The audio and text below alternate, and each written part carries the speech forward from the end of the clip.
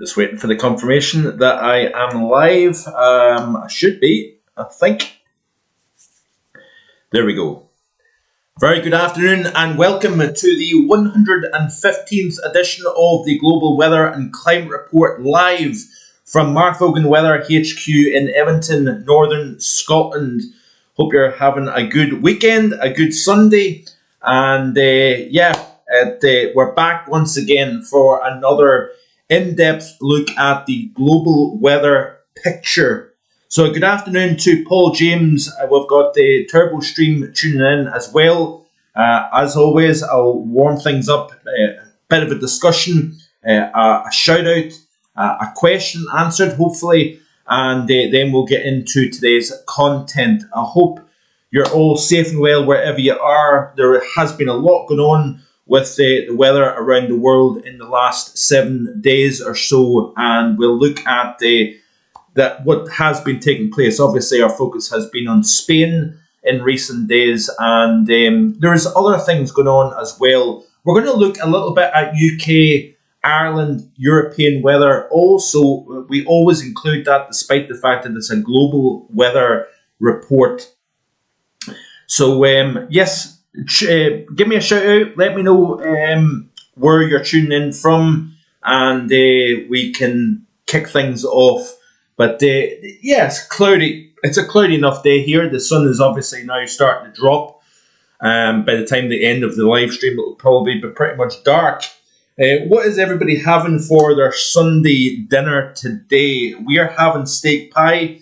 Lindsay said we'll have a little bit of an easier roast dinner tonight as opposed to making anything too lavish or exotic. We've also got David Vogan tuning in from Kirkintilloch. We've got Paul Farwell as well. Good afternoon to you, Paul. Hope you're well, my friend. David says you're alive. Hello, greetings from Kirkintilloch. 11 degrees here, very grey day, and light mizzly rain on and off. Well, that has definitely been the script in recent days. We're stuck under a stagnant area of high pressure, lots of moisture and cloud cover trapped underneath that sinking air, and it has been rather dismal, I must admit. Rather monotonous, rather boring, I suppose, at the moment. I want to kind of give a couple of shout outs, but I also want to make a couple of little things clear. That notice there's been a couple of for a better use of a better term, snide comments or diggy comments. I just want to one thing I want to point out to everybody here, that it is wonderful to receive your comments and opinion. Correct me perhaps if I'm incorrect about something, but I want to make one thing clear. This is a time of the year where you tend to find that people jump on board that haven't been around for a few months, and you've always got the kind of not so kind comments. It's not a case of I can't take constructive criticism, which I can, but a couple of folks are having to be reminded about what is deemed, I suppose, a kind of disrespectful or silly comments. I want to make one thing clear. If you're repeating comments that are deemed disrespectful or not appropriate, you will be banned. I am taking a kind of zero tolerance stance this upcoming winter season in terms of anything silly or deemed offensive or disrespectful or annoying for other people. There is a lot of hard work getting put on here in the channel. I do appreciate everybody's support.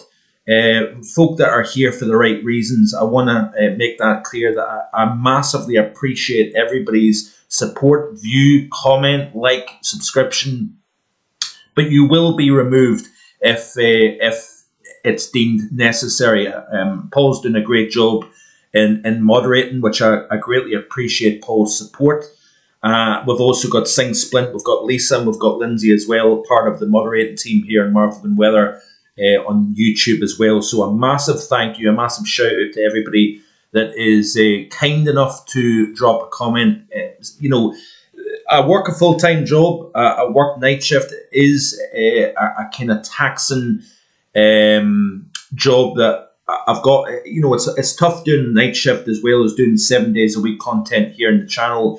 But I also want to state that there is obviously a UK, Ireland and European viewpoint Monday to Friday. The European outlook specifically looks at our part of the world. I obviously refer a lot to the global picture, but by incorporating the global picture, that is me trying to explain to you the reasons behind why we get certain types of weather patterns and possible evolution to a future pattern. That is often referred to with the Manjulian Oscillation, what's taking place within the Arctic, within the equatorial regions of the world as well. So it's trying to include the big picture to make it a wee bit less repetitive, a little bit more interesting. So I strive to do that here. And it might not always be bang spot on. It might be incorrect. The forecast might not be spot on all the time. But, there is no, it never works out that way where it's plain and simple. And even at the moment, over the next few weeks, we've got things going on within the stratosphere. There is a lot of confliction, I suppose, between the MJO, what's going on within the stratosphere, and then trying to decipher what is going to take place down the road. It is going to be a tough call. So a massive thank you to Joyce Vogan. I'm not going to continue waffling on about the boring stuff. I'll continue to shout folks out, and then we will look at what's going on around the planet. Massive thank you to my mum and dad for tuning in from Kirkintilloch. Hi Mark, hi everyone. Hope you are all well, says Joyce. Simon Davies also tuning in. A very good afternoon to you, Simon. We've got Turbo Stream. I think I may or may not have mentioned you already. I think I'm getting a little bit forgetful in my old age. We've also got Daniel Bradley tuning in as well. He says, "Evening, Mark. So we are now phase 8 of the MJO. When will we see cold weather in the UK? Thanks." Very good question that is, Daniel. It is in the cold phases. You would expect to start to see more blocking starting to develop up within Greenland, up within the Arctic region. But it's never as simple as that. And I think this current situation is a perfect example of that. We will look at that in a little while, so stay tuned, Daniel. So who else have we got here? We've got, let me just see here real quick. So I think TurboStream says, "Good afternoon from a right dull southwest of Birmingham. Not a breath of wind all day." Yeah, certainly pressure is pretty strong, and there is not an awful lot of wind to speak about. Also, TurboStream says, "The Met Office said it's anticyclonic gloom, typical November weather here in the wilds of Birmingham." Yes, it is a very monotonous, it's a very, very stagnant area of high pressure. Modelling suggests that this area of high pressure is going to linger on for at least the next couple of weeks, which is pretty incredible. We've already had it essentially for about a week. The final week of October seen pretty stagnant weather. Looks as if that's going to continue. And then that is my job to then try and make things rather interesting, given the fact that it is so monotonous, so kind of stuck at the moment. By the way, be sure to check out the monthly outlook. That is now released for November. I did discuss that in depth on Friday's European Outlook. That is, there is a link in the description below today's video for the November Outlook. I'm not going to go into the meat and bones of that because I spent 32 minutes back on Friday discussing the November Outlook, and quite a lot of detail being put into that, by the way, with regards to the type of weather pattern, the possibility of something colder during the second half of November. But generally speaking, I'm going for a milder, drier than average November. But that area of high pressure, modelling suggesting it remains anchored over or near the UK and Ireland through essentially the foreseeable future. The kind of reliable time frame in terms of forecasting, it doesn't look as if it's wanting to budge. My thinking would be, is it going to nudge a wee bit further to the north? And if it does, with colder air coming around the base of the high, there's a possibility we might get something a little bit colder moving in. But generally speaking, that area of high pressure is going to remain anchored. We're going to see the continuation of a prolonged drier than average. Doesn't mean that we don't get rain, but generally speaking, the average below average theme in terms of rainfall will continue. So who else have we got here? I have noticed that the last few years we get weeks of weather. I wonder if that's a new thing or it's always done that. I would say, to be honest with you, Turbo Stream, this is nothing exceptional in terms of extreme weather, whether it be the exceptional rainfall down across parts of southern Europe, the blocking areas of high pressure. This can be a somewhat blocky pattern when you're in between seasons, when you're going from the warm season to the cold season. Sometimes you get this kind of stagnant situation developing. We've also got, with the MJO rotating into phases 7 and 8, those are quite blocky phases. The difference is that the block is centred over the UK as opposed to the north or the west or the northwest. We still have that kind of blocky situation.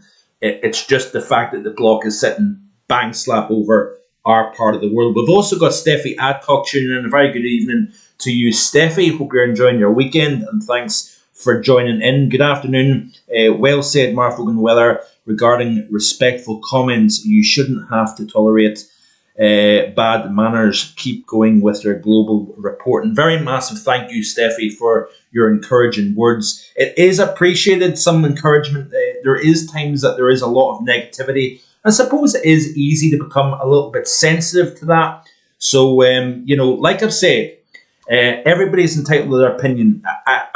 When I'm talking, doesn't necessarily mean it is gospel, that I'm 100% correct in what I'm saying, because I don't strive to know everything. But what I do is I try and learn stuff as I go along, and then share that learning with yourselves, and hopefully you get something out of what I'm talking about. Swamp Monster is all tuning in. Also tuning in. Hello to you, Swamp Monster.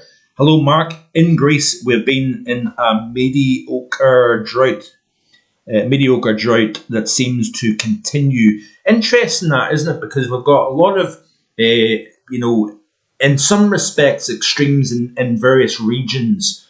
You've got one area that is abnormally dry. I believe parts of the Balkan region, Serbia to be exact, has seen a very, very dry spell. Then we've got parts of Italy that's seeing extreme rainfall. We're seeing it in parts of Spain as well. And interesting enough, how many times do we see, multi-year or multi-month drought in a given area, and you flick the switch from drought to flood? I've noticed that has become quite a thing in recent years that I've certainly followed. Like, I've been doing weather forecasting for a good 15 plus years, but I've noticed that the atmosphere has a tendency to go from one extreme to another. It goes from extreme drought to extreme flood, and certainly when you've got a warmer overall environment, whether it be the oceans, the atmosphere, or whatever, obviously there's more heat within the atmosphere in a warmer world, and therefore we know that we can get bigger rainfalls. But we've seen extreme rainfall. Europe is no stranger to seeing extreme rains. We've also got Party Pooper tuning in. A good afternoon to you. GFS6 said bring easterlies around mid-month. Yeah, like I said, we'll see if that high happens to nudge a little bit further north. If you notice here, if we look at the current temperatures, so this is for the UK and Ireland, we've got the 10s, 12s. Generally across the board, it's a very uniform temperature profile at the time we are speaking here. We've got 12s and 13s in parts of Northern Ireland, the Republic of Ireland as well. We've got 14 down in the south coast. But generally speaking, it looks as if anywhere from, you've only got about a range of about, 3 Celsius between north and south coast. That is a very, very uniform type of setup. But let's look at Europe, right? We'll look at other things in a second, but look at these temperatures here. We're starting to see things cooling off, especially over the eastern side of the continent. We've got that big stone in the atmosphere over the UK, over Ireland, over northwestern Europe. You're then seeing the cold air getting drawn south on the eastern side of the high. Let's look at the pressure chart here and see what it is indicating. So let's have a look and see.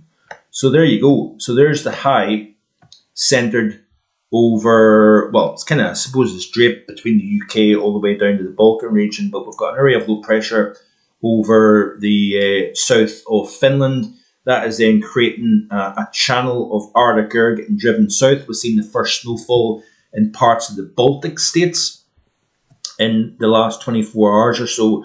But I want to draw your attention to the temperatures this morning, because we do have some colder air getting drafted southwards. So these were the minimums this morning. We had temperatures into minus digits here across parts of central Germany, even towards the Low Countries. We had a chilly enough morning, nothing extreme. It's obviously early November now, so you would expect to see sub-freezing temperatures. But it shows you that we do have some cold air into the continent, Scandinavia, down into Eastern and Central Europe. We've got some fairly cold temperatures as a result of the type of flow that we've got going at the moment over the continent. So anyway, let's have a look and see what is going on. So a very good afternoon to Sink Splint. Hope you're well and enjoying your weekend. Appreciate you tuning in. So have we got anybody else just before we move on to looking at the bigger picture? Swamp Monster says, out of curiosity, do you work in the Met Office? No, I don't. Am I that good? No. Basically, amateur forecaster. Been doing it for the best part of 20 years. Been blogging and doing winter forecasts for the last 15 years. The live stream, by the way, will be at 7:30 next weekend, and I could be wrong, but the winter forecast may get released the following weekend. I think I'm going to do it the weekend, the second last weekend before the end of the month. I'm going to release the all-important winter forecast. I wanted to also mention that before I forget. So we've got 26 concurrent viewers at the moment. As always, hit that like button and let myself and YouTube know that you're enjoying the content here on the channel. Have you subscribed to Mark Vogan Weather on YouTube yet? If you haven't and you enjoy all things weather, winter, global, then now is the time to hit that subscribe button so you don't miss any future uploads or content here. We've also got Hazel Kitching tuning in as well. Hello everyone, Paul James and Sing Splint. Who else have we got? We've also got Ben Enty tuning in. Good afternoon to Ben.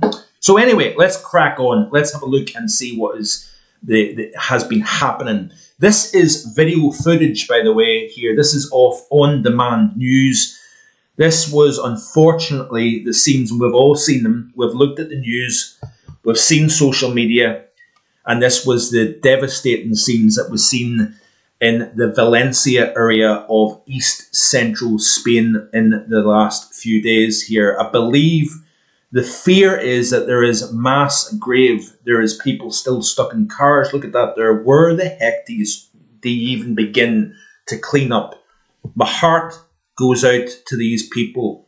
I believe there is over 200 people now confirmed dead. Unfortunately, there is a lot more. There is a lot more deaths going to be reported from this. We've seen record-breaking rainfall. Over 600 millimeters of rain fallen within the space of 24 hours, of which 461 millimeters fell within an 8-hour period, and I believe there was 170 millimeters of rain fell within a 1-hour period, which breaks the record. I believe, if I'm right in saying this, breaks the record for 24-hour rainfall in Spain. The previous record, I believe, was in Tenerife, of around 160 millimeters of rain fallen within a 24-hour period. I hope I'm correct in saying this, but yeah, this is basically a scene that we've become quite familiar with, not just in the Valencia area of Spain, but also across other parts of the world. And this is a pattern that we've got at the moment that has been very, very familiar with in recent times. High pressure stuck across Central Europe. A jet stream that has been crossing the Atlantic, splitting before reaching Western Europe. One arm goes up towards Norway, the other arm goes down towards Spain, southern areas of Europe. When you drive cold air within the mid and upper levels of the atmosphere, then you've got warm, humid air bubbling underneath. basically all that air is forced to rise, cool, condense, and therefore we see extreme rainfall events in response to that. David says, got a WhatsApp message from a friend of mine who is currently in Russia, somewhere near St. Petersburg, and he says it is freezing cold there. And I suppose at the end of the day, you would expect that to be the case now that we're in November, especially in Russia and other areas. Turbo Stream says, dreadful scenes from Spain, hard to imagine a year's worth falling in 8 hours per folks. Yeah, I definitely second that comment for sure. Some pretty crazy stuff, to say the least. We did see, flooding back about a month or so ago. In fact, it was longer than that now. The extreme rainfall in parts of Austria, Poland, other areas. We then seen over 800 millimetres of rain falling in southeastern France. After that, we've seen extreme rains in parts of Italy. So this has definitely been a very, very serious past several months for Europe in particular. We've also seen other extreme rainfall events. We've seen some of the impacts from some of the hurricanes that moved into the United States. Helene has been very, very devastating for not just the southeast, but also the interior southeast. North Carolina, Virginia, seeing some extreme events taking place in recent times.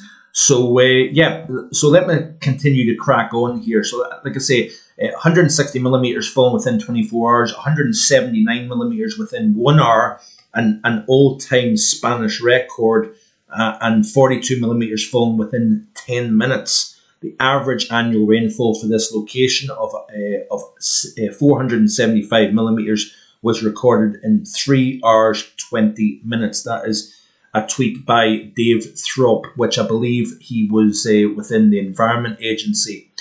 So let me crack on here.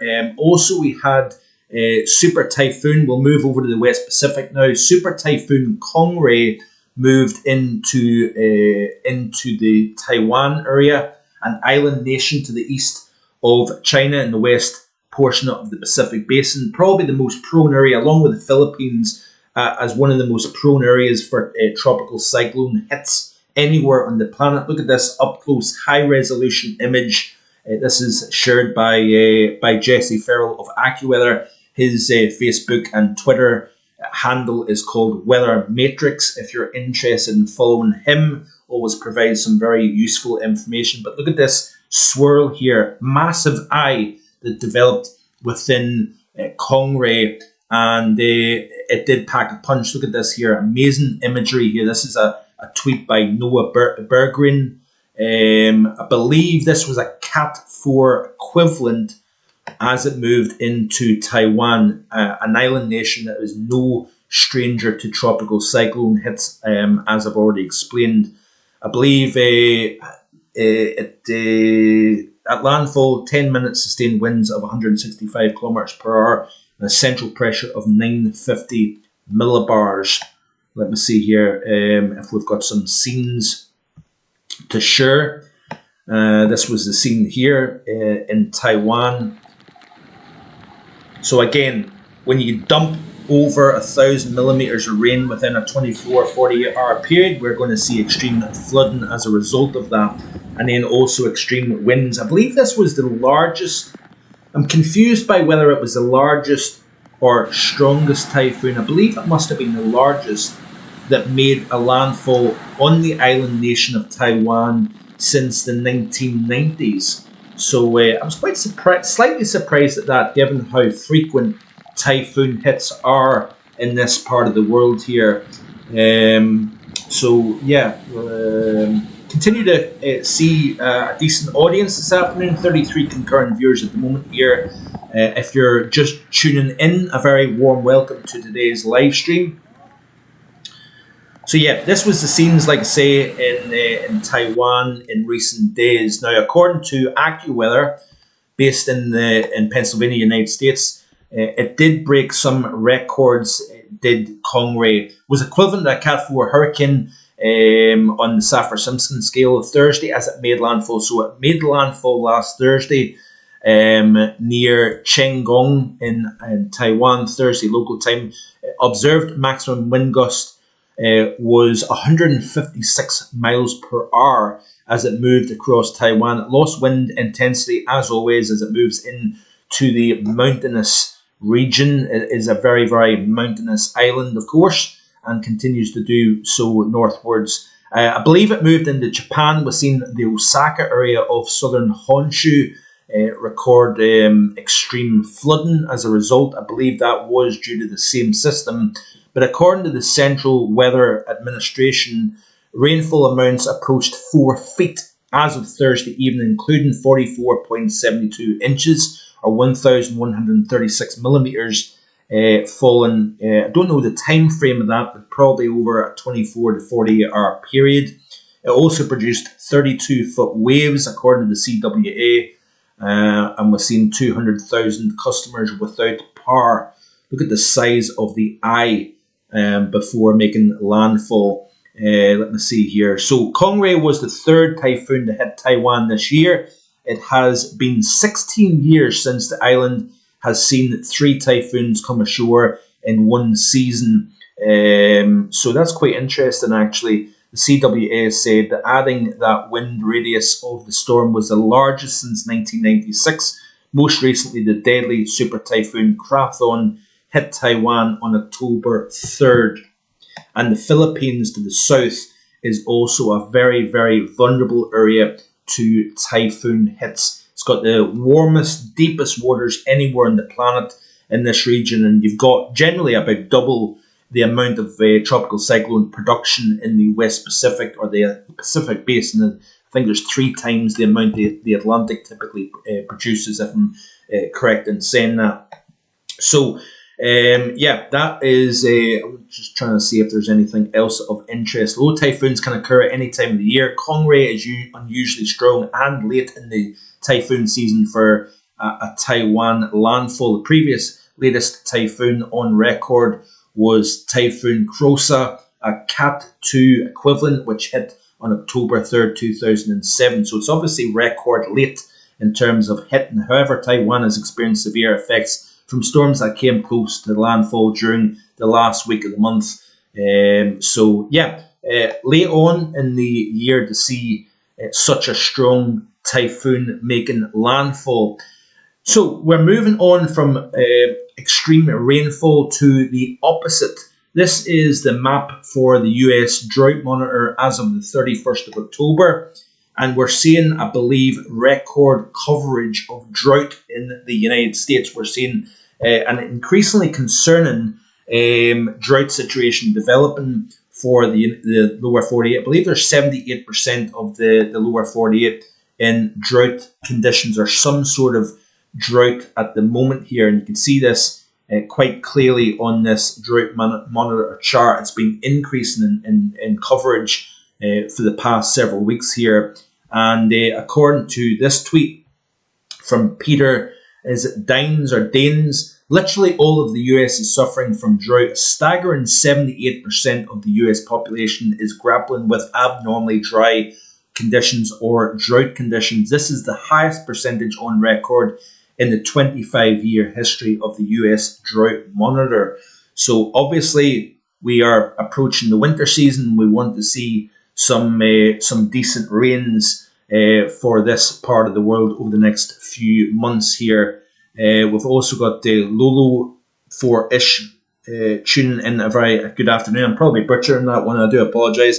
They say wonderful channel. Thank you very much. I do greatly appreciate that. In terms of rainfall over the next 7 days or so, this is total precipitation. So obviously the tropical areas are seeing the biggest amounts of rainfall. Apart from a couple of areas of interest here, we've got quite a jet moving off Japan. Obviously Kong-Rey is entangled within this strengthening westerly flow in the mid and upper levels of the atmosphere. We've had some significant rainfall across the western side of North America, especially from the Pacific Northwest up towards the Aleutians of Alaska. We've also got a lot of moisture, if you notice here, with that big block of high pressure with the UK and Ireland. We're seeing a lot of moisture and warm air getting lifted northwards here up towards Greenland.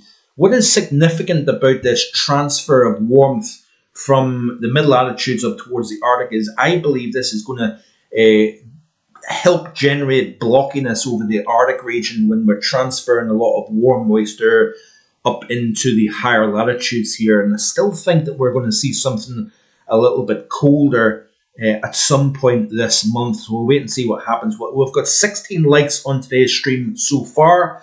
I would greatly appreciate it if you can do the simple thing of hitting that like button. It lets myself and YouTube know that you're enjoying the content here. It helps with the channel's reach, the algorithm. Nice clear skies, by the way, actually starting to show up. I wonder if we're going to see a little bit of a colder night developing. Sorry, that just caught my attention. I thought I would share that with you.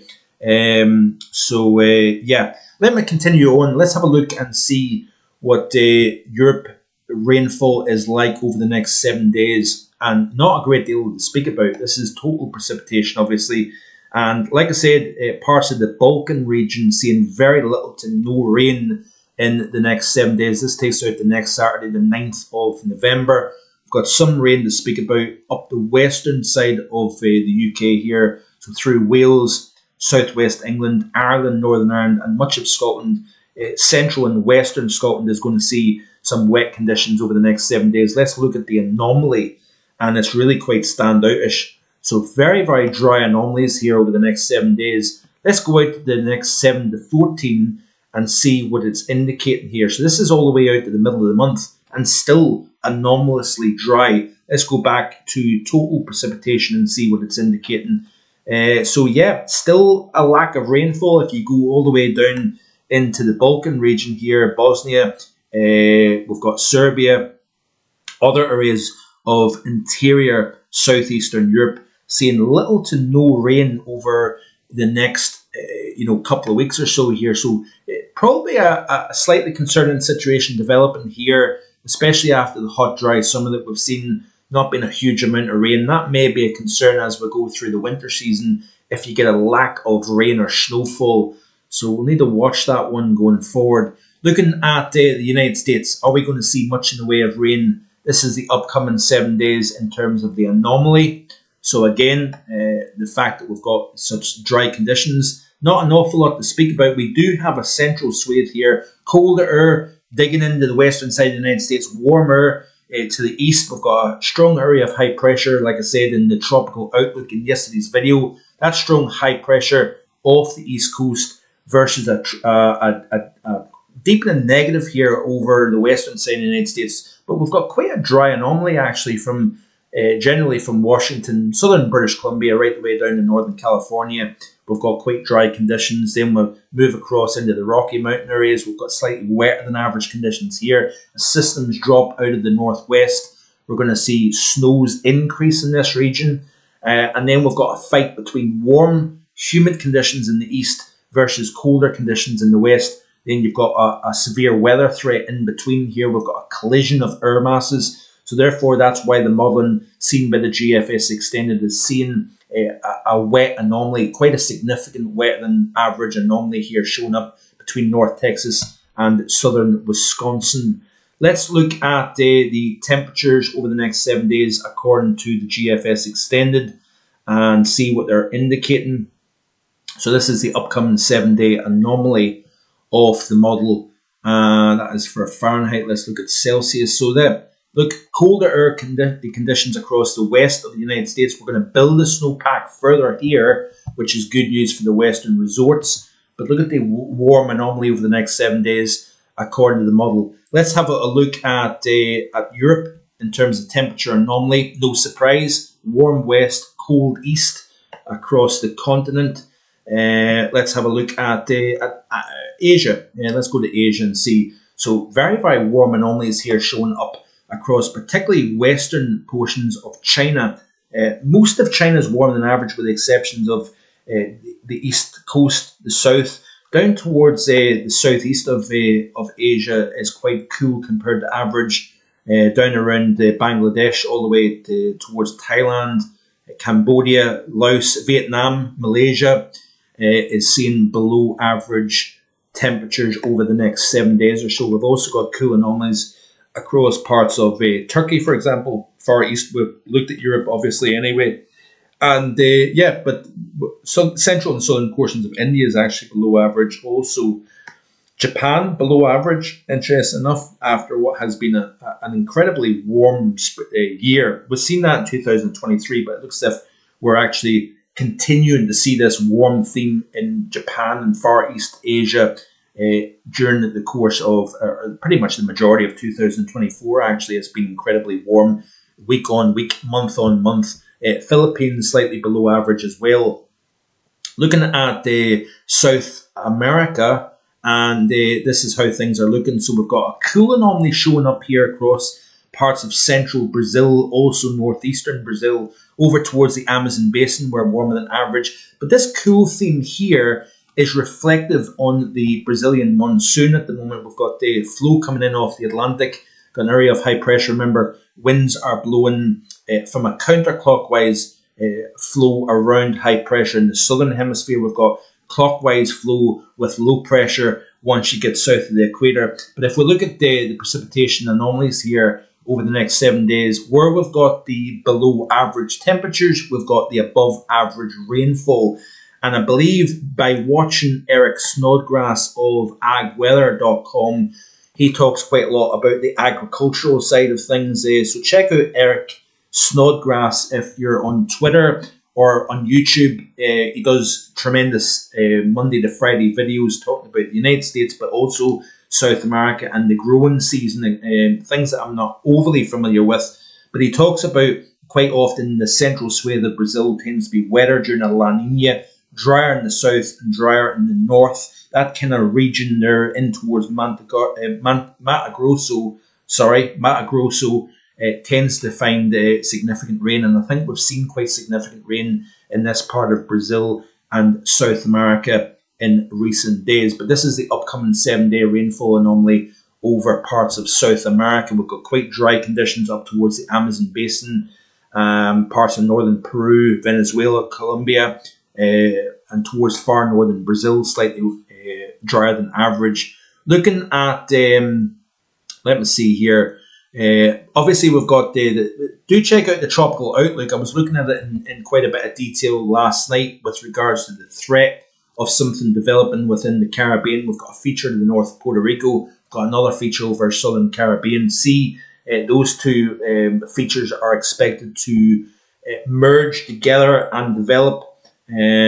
So check that out. I'm not going to go into too much detail with that over today's live stream. Looking at Australia over the next 7 days, it looks as if we've got average conditions across the bulk of central and western Australia, but drier than average anywhere from the tropical north down through Queensland into the southeast of Australia. We've got anomalous dry conditions. Do we have anything going forward? Obviously, the MJO is in the Pacific, moving into the Atlantic basin, so therefore we've got widespread sinking in this region of the world at the moment, hence why we've got drier than average conditions. But that being said, MJO is likely over the next couple of weeks to move back into the Indian Ocean. We may start to increase moisture, and notice that the GFS extended is indicating increase in moisture. Stays dry across the far north, but then if you notice here across parts of the interior west towards the central and also the eastern side of Australia, looks as if moisture levels are going to increase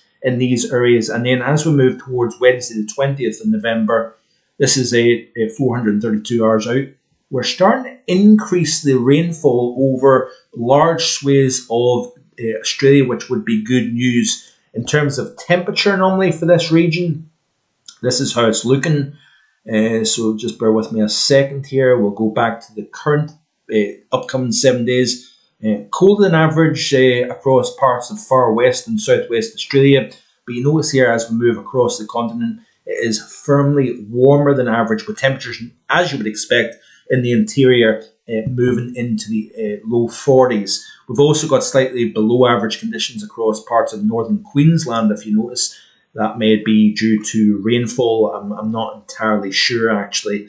But let me see here. Let's look at the global picture over the next 7 days, and then we'll look at the anomaly for the month of October. Warmer than average across Western Europe, no surprise here.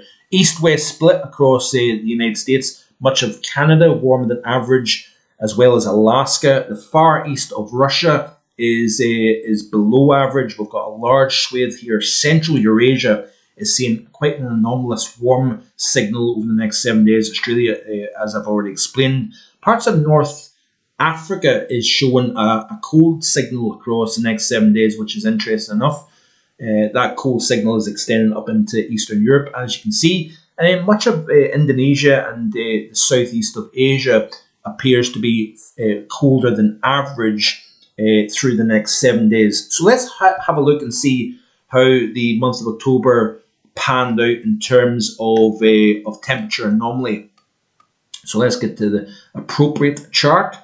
Bear with a second, and we'll have a look and see what the anomalies have been. Sorry about that. Just bear with a second here, everybody. So this is how the month of November so far is looking. Very warm anomaly up across the Arctic. Let's actually have a look at that and see what how it looks looking down from above. So this is quite a significant warm anomaly across the Arctic region here. Notice North America, we've got quite a warm Texas all the way up to New England, parts of the Great Lakes below average, northern plains, western side of the United States is colder than average as well. We've got a mixture of warm and cold across Canada, but that's quite interesting. Look at this large area over Africa below average. But let's look at the global picture. So this is obviously just for the first few days of the month, so you have to kind of take that with a pinch of salt. But look at October. This would probably turn out to be on the CDAS 0.5 data set. This is likely to be one of the warmest, if not warmest, Octobers on record. Look at North America and South America. Look at Australia, and look at the many areas across Eurasia and Africa. We've got a few areas below average, but generally speaking, even central Greenland, it's slightly below average. We've had the first minus 50s, obviously, in recent days in interior portions of the Greenland ice cap. We did see temperatures into the mid-minus 30s in parts of Siberia in recent days as well. Let's have a quick look actually at the Eurasian snow cover. Let me see here. Have I forgotten about anything else before I move on here? Just bear with me. So the MJO, like I said, is moving into phases 7 and 8 now, I believe. So yeah, no, we're actually into phases 8, which is quite interesting. We did quite a quick rotation through phases 5 and 6. That is a phase that is typical of block and high pressure, and also extreme rainfall events. When you've got the block, you've got the split jet to the west of the UK. We've got cut-off areas of cold air that generates the flash flooding. We've seen that. I've talked about it already. Then we're moving quickly through phases 6, 7, and 8. What response are we going to see from that? That's going to be the question going forward. So yeah, let me see if there's anything else of interest to show you.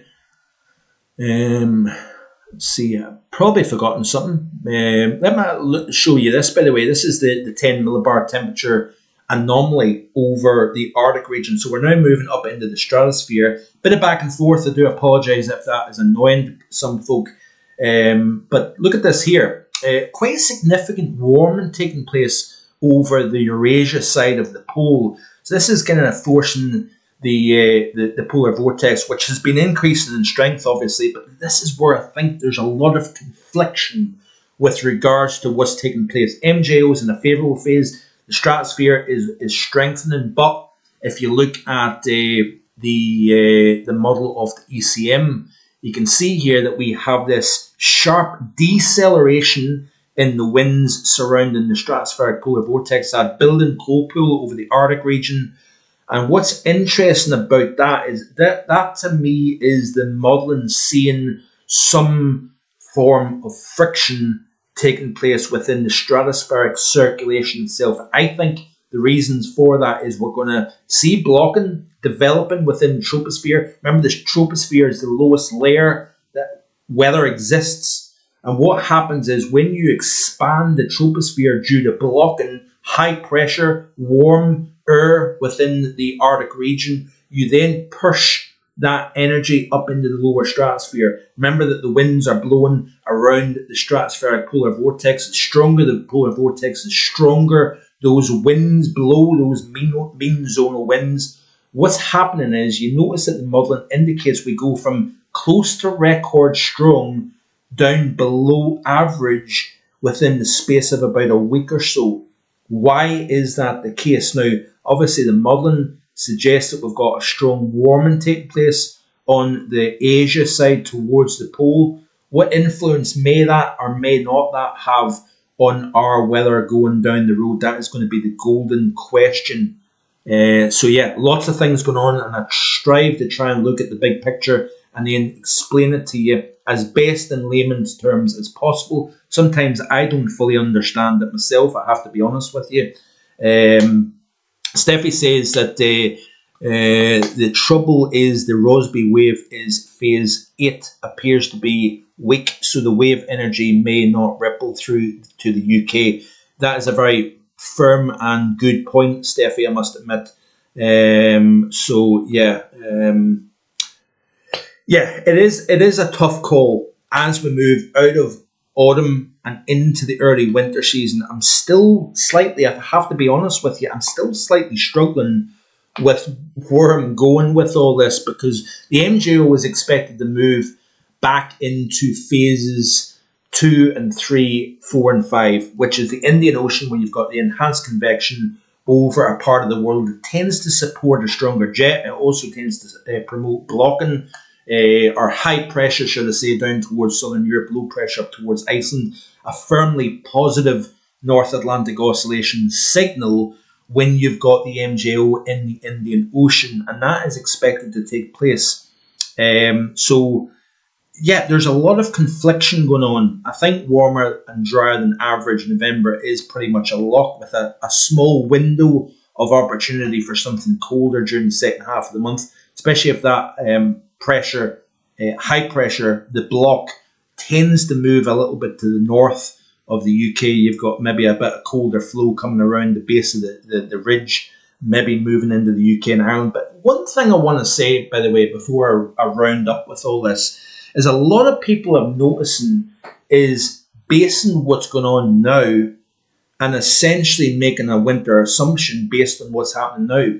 We've just left the month of October. We're just in the month of November. We're not even in winter yet.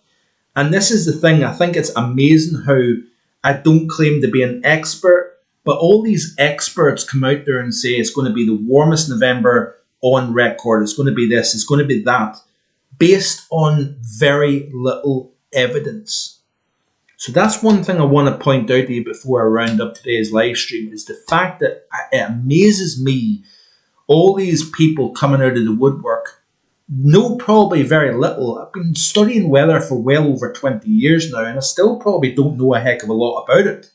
But the thing is, we cannot assume anything based on what's happening right now. So there's weird things going on within the polar vortex, within the stratosphere, complicating things that we do not essentially know properly. Is the stratospheric polar vortex going to continue to strengthen? It takes this dip seen by the ECM. This is one of many model runs that show different things.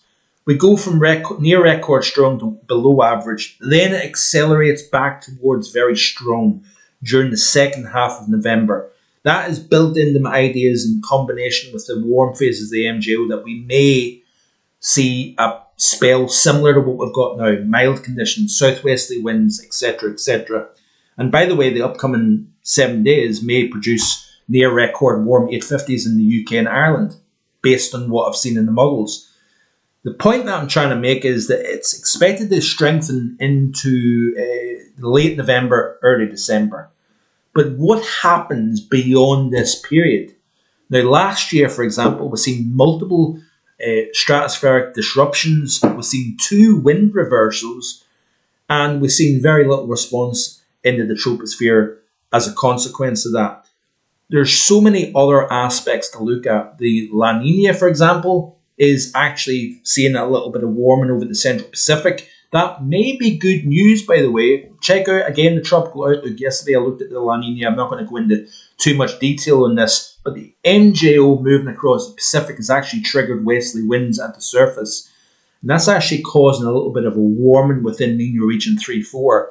And that may be good news for winter weather lovers, because you could maybe have slightly warmer conditions towards the dateline, 180 degrees west. If that is the case, the MJO may have a tendency to want to go towards the colder phases of 7 and 8, possibly. My fear was that the waters over the Central Pacific, which may still happen, they cool, forces the MJO to be stuck more in the Indian Ocean and the maritime continent. That would tend to lead to a warmer and more positive AO, NAO signal. But that being said, what happens if you get a sudden stratospheric warming? That then throws the MJO out the window. So this is the problem that we have. We can't look at one thing. And I'm guilty of that myself sometimes, looking at one of countless aspects that can get thrown into the mix, that can then overwhelm a pattern. It throws other teleconnections out the window, etc., etc. So complex, but also interesting stuff. And I try my best to look at everything and understand it as best I can, and then discuss it with you. Might not always be right. Please behave yourselves. Please respect other people. Please respect myself. So in the comments the upcoming week, they are getting monitored.